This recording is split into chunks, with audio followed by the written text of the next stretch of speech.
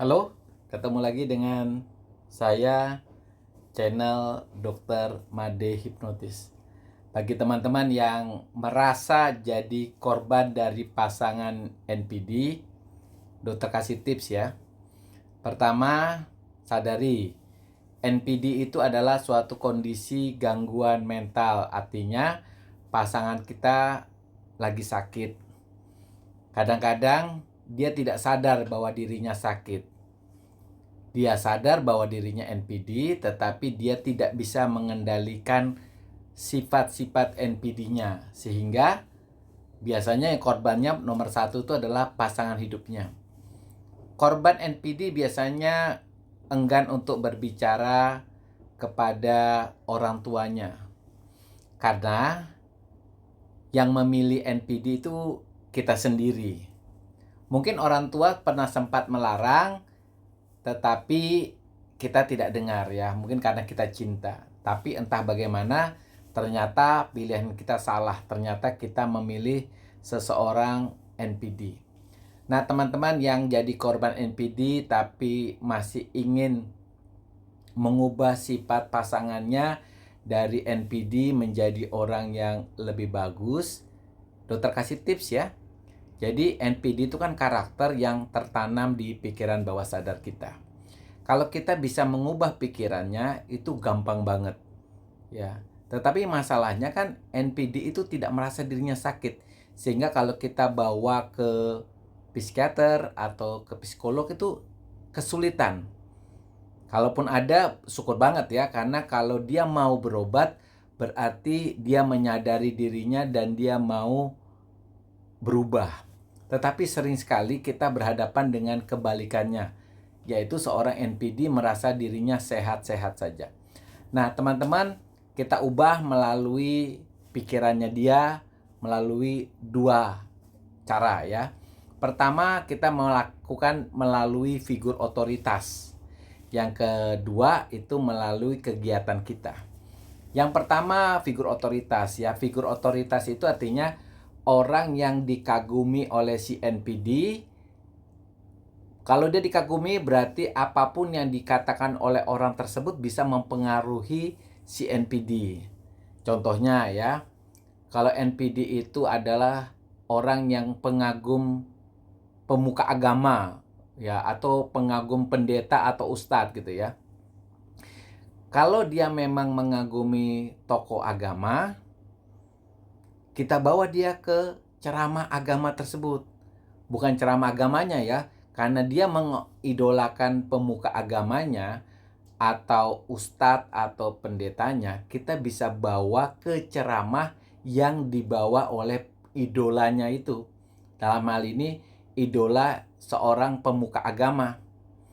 Sebelum dia ceramah, maka teman-teman bisa kasih titipan pesan lah kepada pemuka agama supaya memberikan apa itu cinta dan kasih sayang kepada suami atau istri.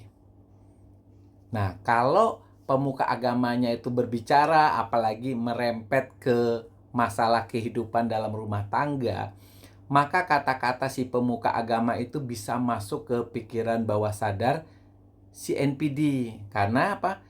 Karena pemuka agama itu adalah tokoh idolanya. Berarti dia menjadi figur otoritas yang bisa mempengaruhi alam bawah sadarnya si NPD. Yang kedua, lewat film-film lah. Kan si NPD juga punya hobi biasanya. Salah satu hobinya adalah nonton film. Kalau itu bagus banget ya. Misalnya dia suka film barat, film Indonesia, atau film Korea atau India. Apapun kesukaannya kita harus tahu. Kalau kita tahu, oh si NPD suka film India gitu ya, atau drama Korea. Entah kita nontonnya di bioskop atau di rumah, nggak apa-apa, nonton di mana saja. Yang penting kita nonton bersama-sama dengan si NPD. Nah, film yang dicari adalah film-film di mana tokoh utamanya itu memberikan empati kepada pasangan hidupnya. Misalnya lah drama Korea. Jadi kita setel drama Korea di mana tokoh idolanya itu sayang banget dengan pasangan hidupnya, entah dengan istrinya atau suaminya. Yang penting film itu adalah film kesukaan si NPD. Karena dengan film saja orang bisa terhipnotis, baik lewat ceritanya gitu ya. Tetapi film yang ditonton memang harus film kesukaannya si NPD. Itu cara kedua. Cara ketiga adalah yang memang agak susah ya. Cara ketiganya adalah dengan berdoa bersama dengan NPD. Karena kalau kita berdoa itu kan biasanya suasananya khusyuk ya. Apalagi kalau kita berdoa itu berdua dengan NPD. Kalau kita berdoa sama-sama, jangan langsung ke menyindir di dalam doa begitu ya, nanti si NPD-nya tersinggung.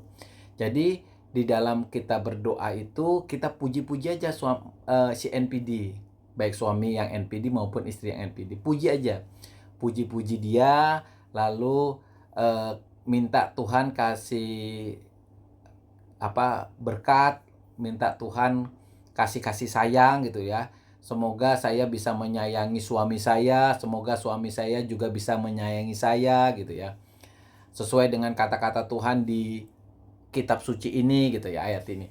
Nah, doa itu juga kalau dilakukan secara khusyuk ya, artinya dalam keadaan benar-benar kita menyerahkan diri kepada Tuhan, seorang NPD juga bisa mempengaruhi pikiran bawah sadarnya dia. Yang keempat, yang juga secara yang susah ya, adalah menghipnotis atau memberikan afirmasi kepada si NPD pada saat NPD-nya tertidur. Ya, tapi belum tidur pulas ya, masihnya ketika NPD tutup mata, dia kira-kira masih bisa mendengar suara kita, maka kita bisa memberikan afirmasi atau hipnosis kepada si NPD. Kita ceritakan bahwa kita sakit hati gara-gara perkataan dia siang gitu loh. Kita timbulkan empati di dalam afirmasi tersebut, misalnya suruh si NPD merasakan rasa sakit kita. Rasa sakitnya tuh mungkin bisa digambarkan dengan visualisasi ya. Coba bayangkan Mas, kalau Mas misalnya tangannya kena api gitu. Nah, rasa sakitnya tuh seperti itu Mas gitu. Jadi si NPD memang merasakan rasa sakit kamu ketika dia bisa melakukan visualisasi membayangkan sakitnya seperti apa. Oke teman-teman, jadi kalau teman-teman masih punya semangat untuk mempertahankan perkawinan tetapi tidak tahu caranya, dokter kasih tips ya, kesimpulannya aja lah. Pertama, lewat ustadz atau pendeta atau penceramah agama yang menjadi idola NPD. Yang kedua, melalui film-film yang dimana tokoh utamanya memberikan cinta dan empati kepada pasangannya. Yang ketiga, melalui berdoa bersama. Yang keempat, melakukan afirmasi ketika NPD itu lagi mau tidur. Oke, tetap semangat.